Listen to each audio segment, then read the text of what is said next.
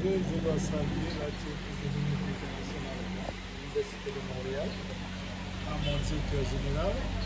Et tout d'abord, au nom de son Excellence, Monsieur le Premier ministre Alizidi Fizeme, au nom du gouvernement, au nom du MSPB, le ministère de la Santé et de la Population, et au nom de la population haïtienne, et plus précisément, et celle du Nord-Est et du Nord. Et on remercie vraiment de cœur le support du gouvernement et canadien et qui va nous aider surtout à arriver ou bien aider les populations les plus vulnérables. Et j'ai vu 3 piliers dans le programme et ça ressemble vraiment à mon programme, à mes 3 piliers, qui c'est l'accès aux soins, financement des couches les plus vulnérables, prévention et sensibilisation. Et j'ai bien lu le document.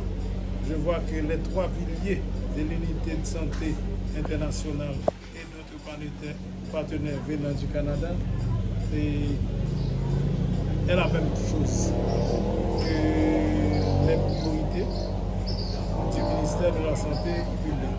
De tout cœur, Madame la directrice, et vous pouvez transférer ce message au gouvernement canadien et un grand merci venant de la population haïtienne et des couches les plus vulnérables. Mais je me souviens, quand j'étais jeune, directeur médical à la CRE de Port-Salut, on a pu bénéficier du support palpable du gouvernement et canadien et financé à cette époque par l'ACDI. C'était 2 programmes sur les soins obstétricaux gratuits et sur maman Actimoun ensemble. Et vous ne parlez pas créole, mais c'est mère et enfant ensemble. Et je ne vais pas ajouter plus. Et vraiment, je pense que le Premier ministre va beaucoup aimer le gouvernement et surtout la population. Un grand merci encore, Madame la directrice. Monsieur le ministre, d'abord, les hôpitaux de Ouanamène et du Cap-Haïtien se sont dysfonctionnés à plusieurs reprises. Avez-vous une réponse à ce sujet-là? Bon, c'est pas la question de cette conférence de presse, mais je vais vous répondre. Merci. On n'a pas vraiment de problème avec les hôpitaux sur les frontières. Et il y a des infirmières, des cadres qui ont en leur main un contrat. On peut toujours avoir des retards, mais de toute façon, ils vont très prochainement, ils commencent déjà à recevoir leur salaire. Et je pense que maintenant, j'ai le directeur médical de l'hôpital Ouanamène et que je tiens à féliciter aujourd'hui, qui est maintenant au Taïwan. J'ai choisi ce directeur, c'est pas parce que c'est mon ami, mais c'est plutôt son leadership. Et antérieurement, les années passées, on avait environ 50-100 accouchements. Mais maintenant, on traverse 450. De toute façon, je pense que les soins dédiés ou les soins donnés à l'hôpital de Ouanamène, ce n'est pas moi qui suis le grand bénéficiaire. C'est la population de Ouanamène. Ce sont les plus vulnérables. Maintenant, je lance un appel aux infirmiers, aux médecins, ainsi que les autres qui ont l'habitude de fermer, de mettre un cadenas pour favoriser, mais faciliter le dysfonctionnement de l'hôpital. Et ces médecins-là ont des cliniques privées non autorisées. Et j'ai déjà parlé à mon collègue, le ministre de la Justice, j'ai parlé au commissaire gouvernement. Le gouvernement ne veut pas ce genre de choses. Sinon, on va les sanctionner dans un bref délai. Merci. Et ma santé, mes droits, et en quoi ça va améliorer ou changer dans le système? Bon, je vous ai bien dit tout à l'heure. Et le gouvernement canadien est toujours aux côtés d'Haïti. Et je vous ai dit, quand j'étais jeune directeur médical, on bénéficiait du support du gouvernement canadien à travers l'ACTI.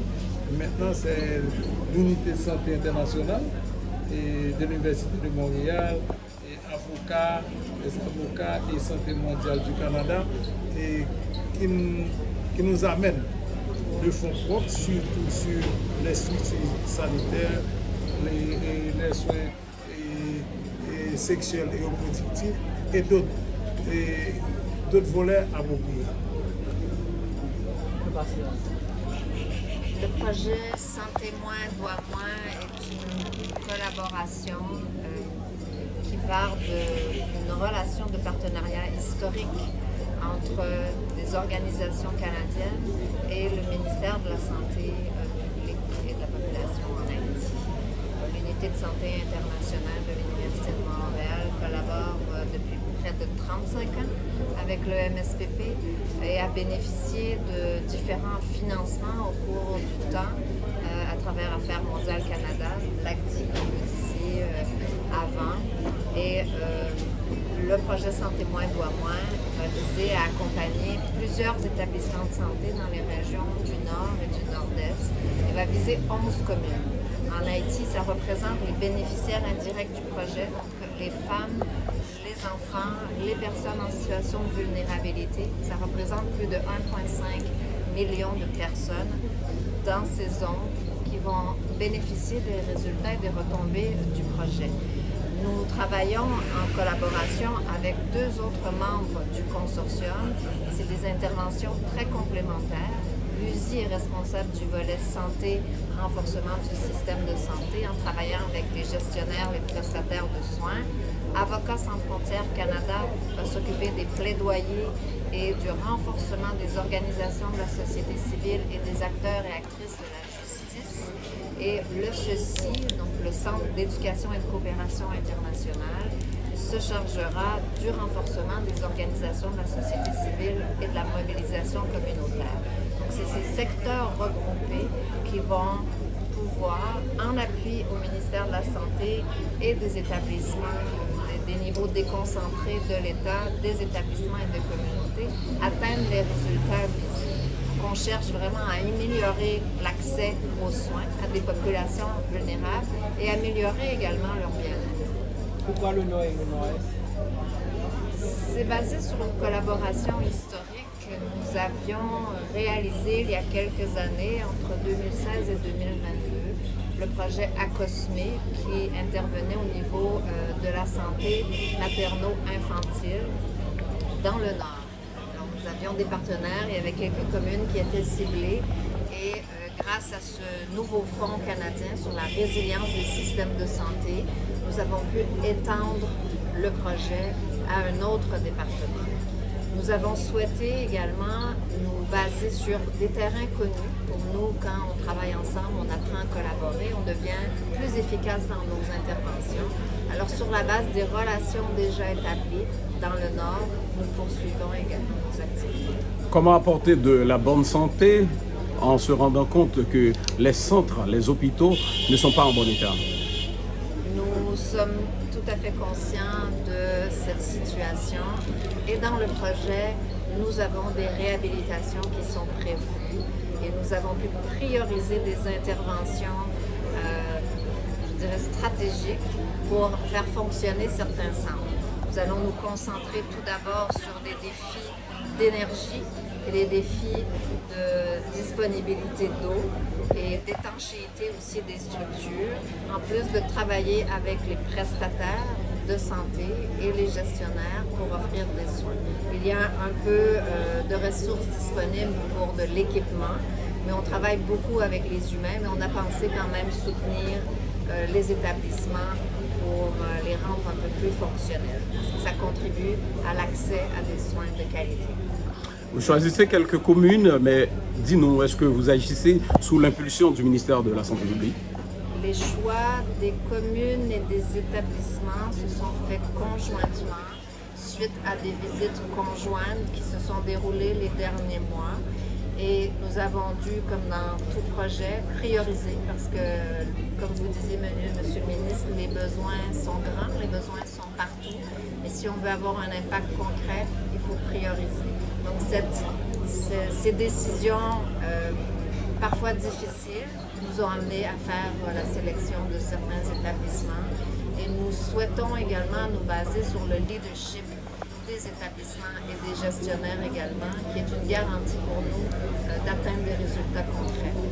Merci. Son discours était très clair, et de même que Mme Karina a présenté de façon synthétique le projet. Ce que je veux dire brièvement, c'est que c'est un projet inspirant, porteur, qui va nous permettre de renforcer les capacités d'accueil et de prestation des institutions qui ont été choisies pour pouvoir apporter des services de qualité, de proximité à la population, surtout la population féminine, les femmes enceintes, les enfants, les adolescents et toutes les personnes qui sont dans une situation de marginalisation, c'est-à-dire les personnes qui vivent dans les camps. Et ce projet, d'une durée de 7 ans, et se fera, comme on l'avait présenté, dans 3 pays qui ont certaines similitudes. La Colombie, le Guatemala et Haïti, pour faciliter les échanges entre les pays, les expertises. Et en terminant, dire que c'est un projet très intéressant, ambitieux, qui va faciliter la livraison de services de qualité à la population.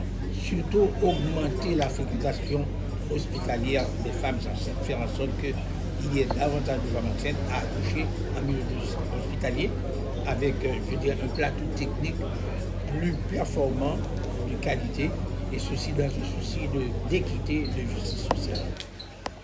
Saint-Ville, directeur départemental ministère Santé Nord-Est, qui attend tout de projet. Bon, nous saluons la presse, nous saluons la population Nord-Est en particulier. Normalement, son projet très ambitieux. Nous-mêmes, dans Nord-Est, nous gagnons 5 communes qui sont concernées avec 8 institutions. Nous allons bénéficier des renforcements des infrastructures et nous allons bénéficier d'équipements pour les institutions. Par exemple, là, tout de suite, là, nous gagnons un point d'entrée au niveau frontière là, et nous gagnons un point là qui est réhabilité correctement et équipé normalement. Et puis à Wanamet, nous gagnons un service d'urgence qui pourra réaménager, réorganiser et bien équiper de façon moderne. Donc là, nous gagnons des actions qui sont posées au niveau des mondes organisés, côté nous avons une pédiatrie qui pourra aménager un service d'urgence avec radiographie, sonographie, tout comme charisme. Donc attendez-vous en pile. Et nous espérons d'ici mois de septembre, nous déjà rentrés en chantier. Bon, le point d'entrée, c'est déjà en chantier. Mais au niveau de Wanamet, en septembre, nous sommes supposés démarrer le chantier pour nous aménager l'urgence là. Donc, nous avons dit, à la fin du projet, nous avons supposé avoir des institutions renforcées et bien équipées. Merci. Représentant direction départementale santé Nord, qui attend tout de projet ça? Bonsoir à la presse. Je dis à nous faire office de représentation, directeur départemental Nord.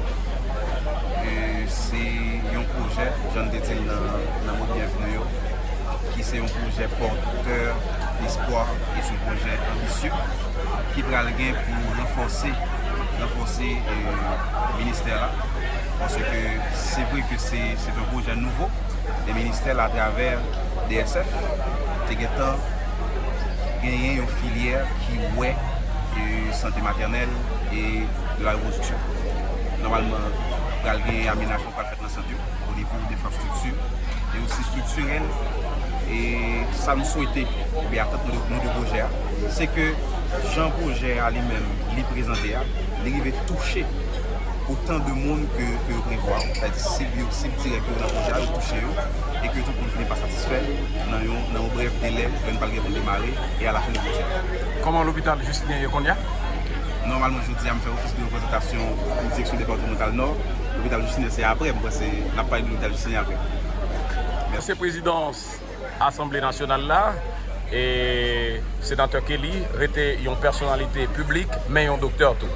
Et où tu es là, dans le lancement projet, comment on projet qui analyse ou qui attend tout? Bon, on a été invité dans l'activité ça par plusieurs amis et partenaires et collègues médecins. Et plutôt, l'unité de santé internationale là, c'est pour l'unité de l'Université de Montréal. Donc, l'unité tant de monde ça va plateau, c'est important. Le projet, ça, c'est un projet qui arrive à temps, qui malheureusement n'a pas servi de débat. La première permet de résoudre le problème d'accessibilité à la santé. Parce qu'il y a une plus grosse barrière qui est dans le pays d'Haïti, c'est avec l'argent pour jouer un soin de santé. Deuxième barrière, c'est que minimiser le droit monde qui victime de la population vulnérable, côté que le droit ça va permettre que le droit ça respecté. Et que soins au balbaï, sans santé positive, l'éducation sexuelle, etc., c'est des bagages que jeunes filles, adolescents ont besoin. Et c'est des bagages qui ont besoin d'encadrement nécessaire pour permettre de avancer. Et violence sexuelle qu'a fait, l'organisation Femmes qui d'ailleurs parle et nous va supporter, mais Avocats sans frontières parle de meilleur encadrement nécessaire. Et comme son bagage qu'a fait avec participation communautaire, il va le faire santé publique avec communauté, avec les organisations, mettez ensemble pour avoir des résultats pour améliorer les conditions de vie, femmes et jeunes filles et les gens qui sont dans la situation vulnérable. Merci beaucoup.